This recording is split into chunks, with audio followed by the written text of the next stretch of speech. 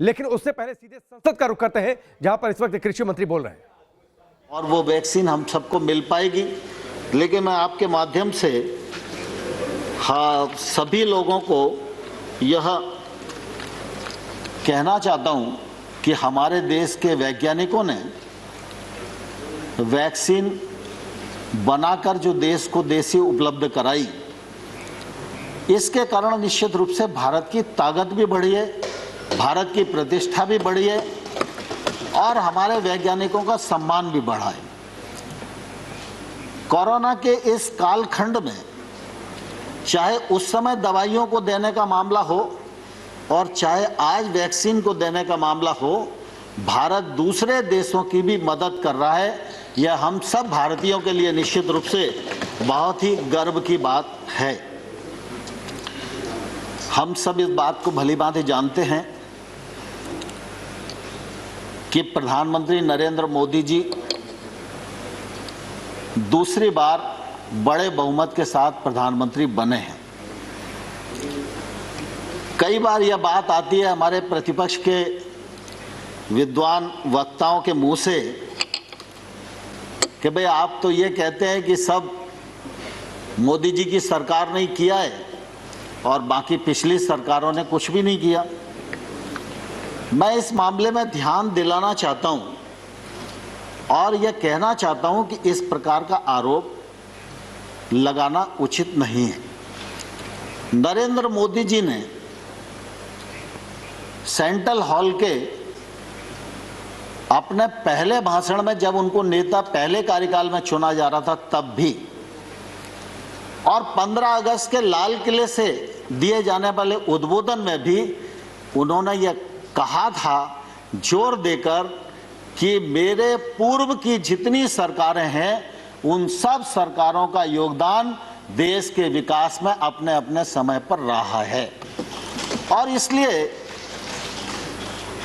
इतनी बड़ी लोकतांत्रिक यात्रा और इतना बड़ा देश और उसकी प्रगति, उस मामले में ऐसा सोच न तो नरेंद्र मोदी जी का है और ना ही नरेंद्र मोदी जी की सरकार का है और ना आने वाले कल में रहेगा। लेकिन स्वाभाविक रूप से यह तो सच है कि जो काम नरेंद्र मोदी जी के कार्यकाल में होगा, जिस ऊर्जा से होगा, जिस गति से होगा, जिस पारदर्शिता से होगा, जिस दृढ़ संकल्प से होगा, तो उसका उल्लेख तो हम लोग भी करेंगे और आप भी हाउस में नहीं करोगे, लेकिन व्यक्तिगत बातचीत में तो आप सबको भी एहसास होगा ही कि ठीक हो रहा है। तो इसलिए इस प्रकार का सोच मुझे लगता है उपयुक्त नहीं है।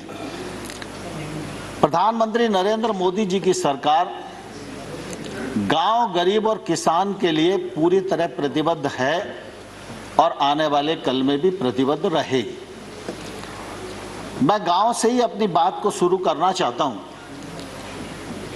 आपको ध्यान होगा जब 13वां फाइनेंस कमीशन आया था, उस समय फाइनेंस कमीशन की रिकमेंडेशन के अनुसार मंत्रिपरिषद जो तत्कालीन थी उसने मंजूर किया था कि देश की 2.5 लाख पंचायतों को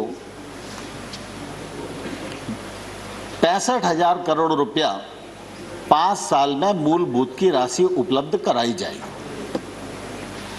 मोदी जी की सरकार आई तो 14वें फाइनेंस कमीशन की रिपोर्ट आई। फाइनेंस कमीशन ने रिकमेंड किया कि पंचायतों को 2,292 करोड़ रुपया दिया जाना चाहिए। सरकार बनी थी, स्वाभाविक रूप से सरकार के मन में यह बात रहती कि पैसा अगर हमारे हाथ में रहेगा तो हम ज़्यादा कुछ योजनाएं बना सकेंगे, खर्च कर सकेंगे। लेकिन उस समय मोदी जी ने दोनों रिकमेंडेशन हूबहू स्वीकार की। एक तो ग्राम पंचायतों को 2,292 करोड़ रुपया ग्राम पंचायतों के लिए, और जो राज्यों को 32% दिया जाता था उसके स्थान पर 42%।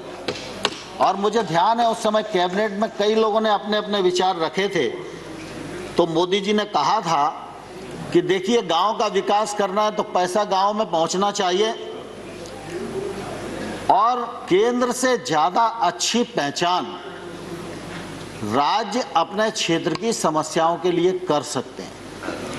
वो समस्याओं के नजदीक हैं, निराकरण उनके हाथ में है और अगर पैसा उनके पास रहेगा तो वो अच्छी योजनाएं बना सकेंगे और जब राज्य आगे बढ़ेंगे तभी देश आगे बढ़ेगा। इस भावना के अंतर्गत 32 से 42% पैसा उस समय देना स्वीकार किया था और मुझे कहते हुए प्रसन्नता है कि अब तो 15वें वित्त आयोग की रिपोर्ट भी आ गई है और 15वें वित्त आयोग ने 2,36,850 करोड़ रुपया ग्राम पंचायतों को देने का रिकमेंडेशन किया है। उसको मंत्रिपरिषद ने स्वीकार कर लिया है। 70,000 करोड़ रुपया नगरीय और ग्रामीण क्षेत्र के निकायों के लिए स्वास्थ्य के लिए देना उन्होंने रिकमेंड किया है। उसमें ग्रामीण निकाय के लिए 43,000 करोड़ रुपया लगभग है। तो ग्रामीण क्षेत्र में अब इन 5 सालों में ग्राम पंचायतों के माध्यम से 2,80,000 करोड़ रुपया व्यय होगा, जिसका परिणाम ग्रामीण विकास के रूप में आएगा।